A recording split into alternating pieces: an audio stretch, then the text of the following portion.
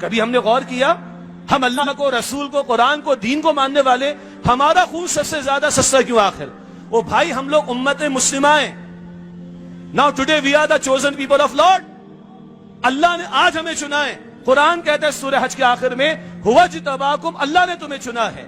پہلے اللہ نے آدم علیہ السلام سے لے کر محمد مصطفیٰ علیہ السلام تک 1.25 لاکھ انبیاء اور رسول کو چنا.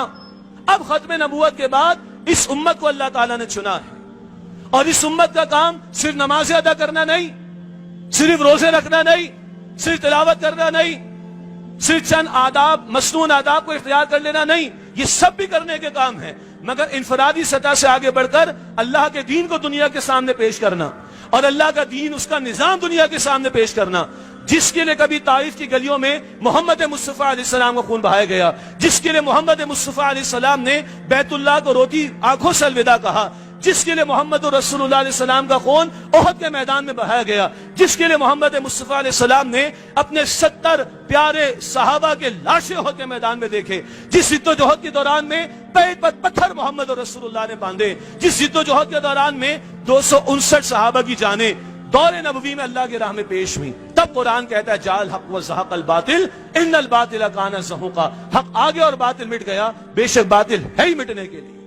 آج وہ قرض ہمارے کاندھوں پر ہے، وقت فرصت ہے، کہاں کام ابھی باقی ہے، نور توحید کا اتمام ابھی باقی ہے. اللہ نے دین صرف پڑھنے پڑھانے کے لیے نہیں دیا، کتابوں میں چھاپنے کے لیے نہیں دیا، مدارس اور انسٹیٹیوٹس میں اور اکیڈمیز میں اور دیگر اداروں میں پڑھانے کے لیے نہیں دیا. اللہ اپنے کلام کا نفاذ چاہتا ہے. اللہ فرماتے ہیں قرآن میں 3 مرتبہ من لم يحكم بما انزل الله فاولئك هم الكافرون، من لم يحكم بما انزل الله فاولئك هم الظالمون، من لم يحكم بما انزل الله فاولئك هم الفاسقون. جو اللہ کے نازل کردہ کلام کے مطابق فیصلے نہیں کرتے وہ تو کفر کر رہے ہیں عملاً، وہ تو ظلم یعنی شرک کر رہے ہیں عملاً، وہ تو فسق یعنی نافرمانیاں کر رہے ہیں. تو اللہ کا دین اللہ نے اسٹیبلش کرنے کے لیے دیا ہے، نافذ کرنے کے لیے دیا ہے، صرف پڑھنے پڑھانے کے لیے نہیں. اور آج 57 ملکوں میں 2 ارب مسلمانوں میں ایک خطہ ہم دنیا کے سامنے نہیں دکھا سکتے. آؤ دیکھو یہ اسلام اور اس کی برکت ہے.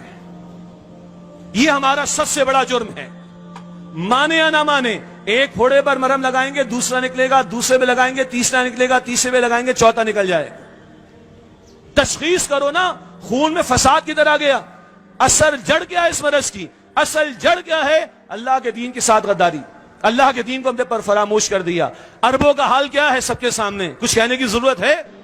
جن کی زبان میں قرآن نازل ہوا، اور آج کس طرح یہود کے ساتھ اور نصارہ کے ساتھ دوستیاں، کس طرح ان کے ساتھ بہنگے بڑھانا، کس طرح ان کے ساتھ جو ہے وہ ایکوموڈیٹ ان کو کرنے کی کوشش کرنا.